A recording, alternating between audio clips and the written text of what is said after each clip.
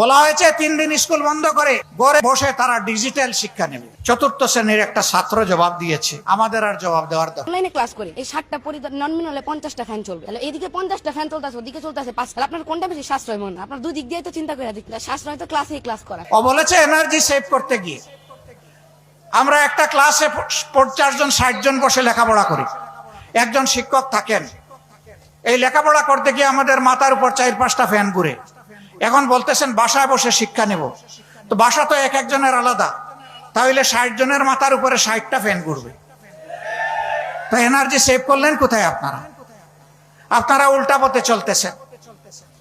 সে বলেছে এমনিই শিশুরা ডিভাইসে আসক্ত হয়ে পড়েছে, এখন আবার ডিভাইসে আপনারা আসক্ত করার জন্য শিশুদেরকে ঘরে বন্দি করছে। এইটা আমাদের ভবিষ্যৎ প্রজন্মকে ধ্বংস করার সামিল, আমরা মেনে নেব না। একদিনের জন্য আমরা চাই না সবার আগে ডিজিটাল ক্লাস শুরু হয়ে যাক। হ্যাঁ, বাস্তবতার আলোকে কোনো তেল যদি পাওয়া না যায়, রাষ্ট্রের সব কিছু যদি অচল হয়ে যায়, সব শেষে সিদ্ধান্ত নিতে হবে শিক্ষার ব্যাপারে, এর আগে নয়। শিক্ষা জাতির মেরুদণ্ড, এই মেরুদণ্ড ভেঙে দেওয়া হয়েছে একবার করোনার সময়।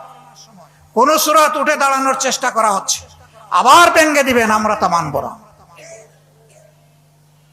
এই জন্য এখানে যারা উপস্থিত তাদের সকলেরই হয় কারো সন্তান